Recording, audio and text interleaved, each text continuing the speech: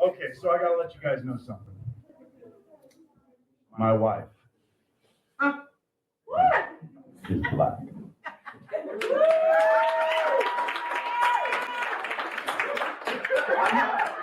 I never understand that. Yay, melanin! Yay!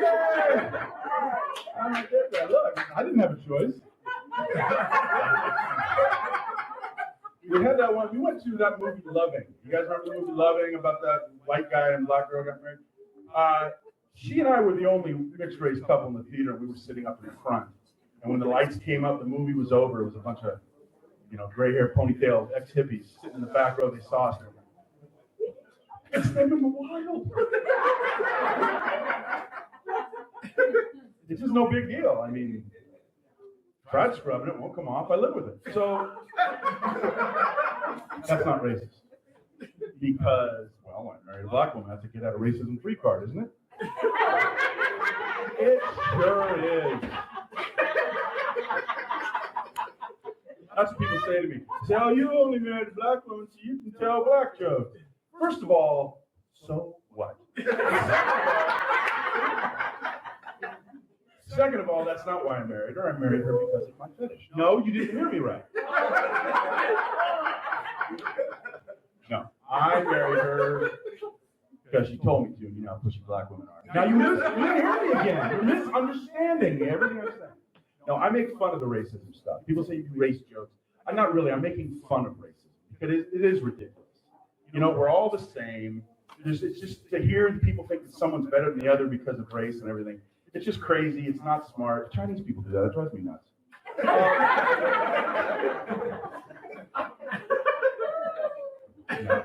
I would have. She just happens to be black. It's what it was. She's this wonderful woman I met. She happens to be black. I would have dated a white woman if I had even the slightest interest in hiking.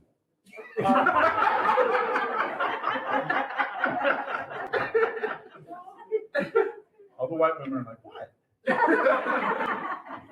And Chinese women, well, not just Chinese, all Asian women, very attractive. But how long can you fake interest in the cello solo?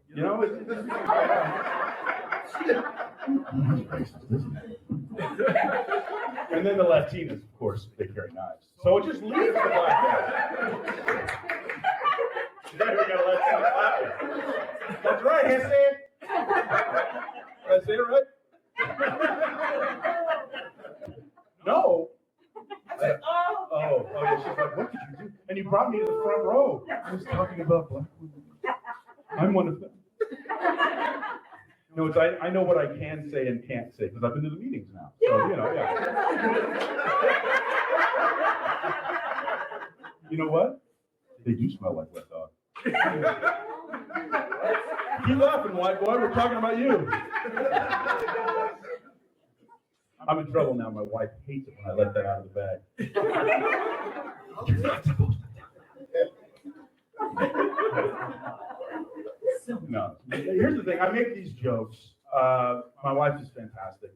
Actually, really all, because I also make jokes about women and things. But the fact of the matter is that no one, I'll just leave it at that. No one really believes me when I say this, but it really is true. Generally speaking, I honestly believe that women are better than men. Yeah.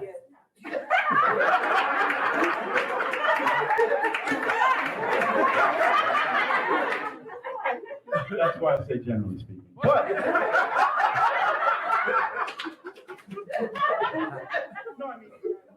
but it's actually my weight, clearly. Although I knew it was going to be a special night tonight, I did lose a little weight for tonight.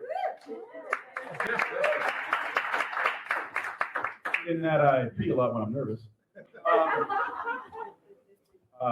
Yeah, the thing is, I've had this tapeworm for quite some time, and it's not doing its job. So I was looking into some other ways. I thought about maybe IBS. I've heard good things. A lot of people go, oh, IBS is terrible. What are you talking about? It's as good as bulimia, but you don't have to worry about your tooth enamel.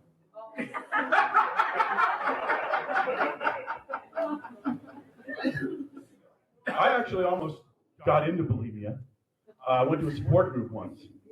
And, yeah, it was a support group. It didn't really do much for me. It's mostly just holding people's hair back. So, I do have diabetes. Just recently found out, but it's not the bad one. You know how there's the two types of diabetes? I have the one that Wilford Brimley pronounces diabetes. Diabetes. You ever heard people say diabetes? Where are you getting this? Diabetes. I gotta say diabetes. I wear suspenders. My wife's name is Marge. I will have diabetes. And I say, well, I don't worry about diabetes because I'm going to battle it with diet. I've been looking into what Asian people do for their diet because they don't have high incidences of diabetes.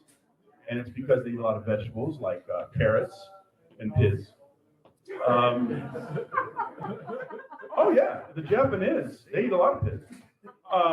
So do the Chinese and the Vietnamese. They like their piz with piz. Yeah, because we're doing the diabetes. Diabetes. There you go.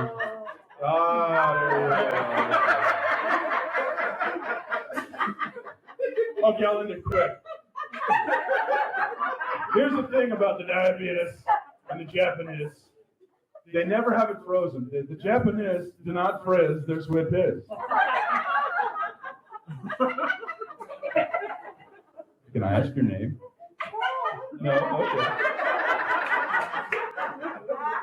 Then I will give you a name. Madeline is my name. Madeline? No, that won't do.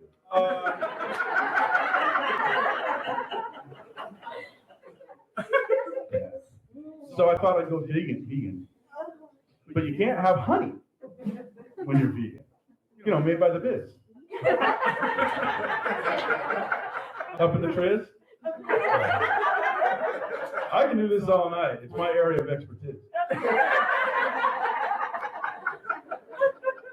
You know, the thing is about not the Japanese, they don't frizz their sweet piz. It's ironic because they do frizz their asparagus. Okay, I'll end it. But diabetes is not funny. And you've been laughing this whole time. If you don't have that dreaded disease, you should get down on your knees. And thank God that this bit is over.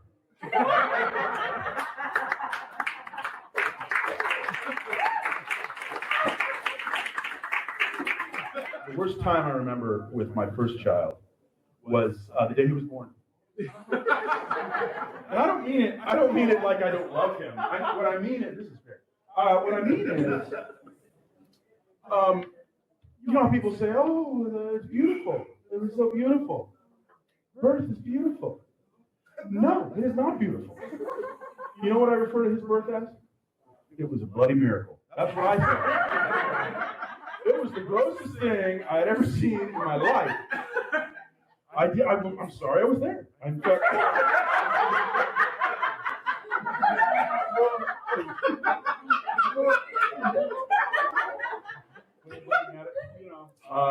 She always wanted a child. But no matter what happened, she was going to get a child. And her whole life she was that way as a little girl. I think actually it started in the womb for her when she consumed her twin. I think at that point she decided, oh yeah, I think I want to have kids. And she said, okay. So one day I'm getting ready for work, and she lets me know, essentially the rabbit died. And remember that term, right? You guys know the rabbit died? In our case, actually, it wasn't even a rabbit. It was the African clawed frog. That's what we used. Because if you know the story, what they used to do is they would inject into a rabbit whatever the fluid is, and people think if the rabbit dies, then you're pregnant. But in actuality, they would actually kill the rabbit, cut it open, and then examine the ovaries to find out. So the rabbit always died. But in the case of the African clawed frog, they can find out without even killing the frog or cutting them open. Apparently, these little hussies will show you their ovaries with no qualms. But the point is,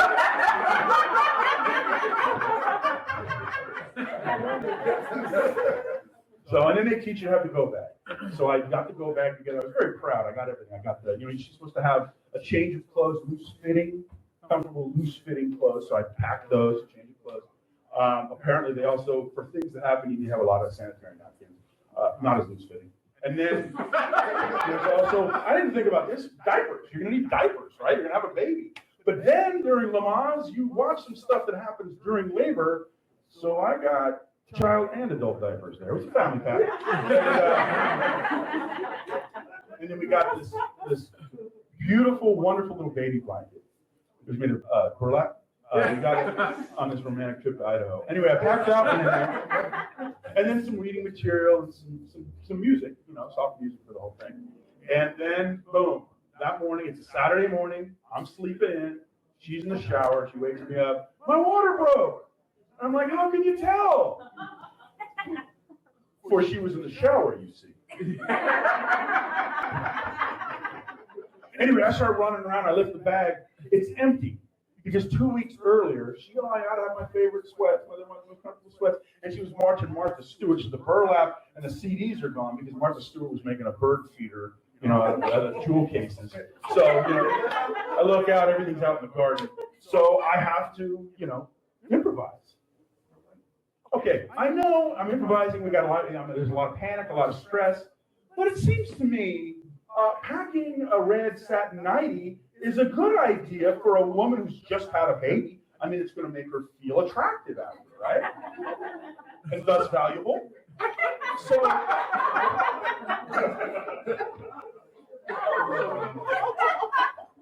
anyway, he's not coming out. He's not coming out. Gina goes for the salad tongs, the corset. She gets in there.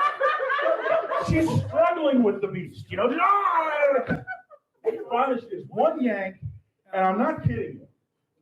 This thing looked like clump. You know when you don't mix up your pasta when you're boiling, it just becomes a clump? It looked like a clump of pasta. The shoulders come out, and it's like he was just going down a beef bouillon water slide.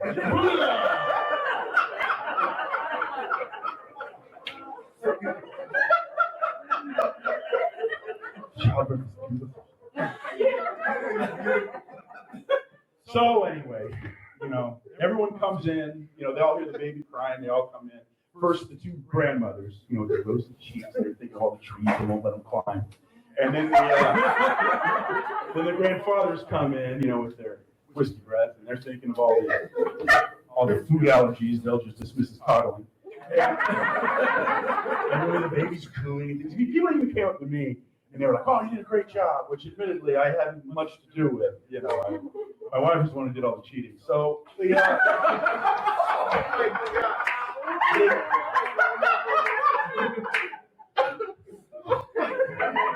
I'm in trouble. Anyway, so I'm looking at him, and he's got the 10 toes and the 10 fingers and the whole thing. And we're looking, and he's, she's cooing and everything, and a nurse comes over and says, well, we need a name on the birth certificate. And we had talked about all sorts of names, but it was at that moment, it was really a beautiful thing, actually. We threw out all the names we talked about before, because we're just looking at them now, And we're like, look, he's got his little chubby little feet, and the back of the calf, his little mouth and everything, and he's going all the way up. And his head is still like misshapen because of the forceps. So what's the name? And my wife and I both looked at each other like in a movie. We just looked at each other and we knew. And we turned to the nurse and we said, Gumby.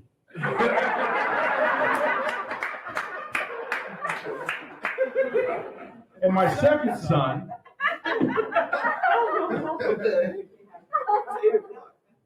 we got him in one of those gumball machines outside in front of Safeway. Needless to say, I wasn't all that upset about not getting the temporary rat tattoo, so. I should have just left with Gumby, huh? You guys have been awesome. Really excited.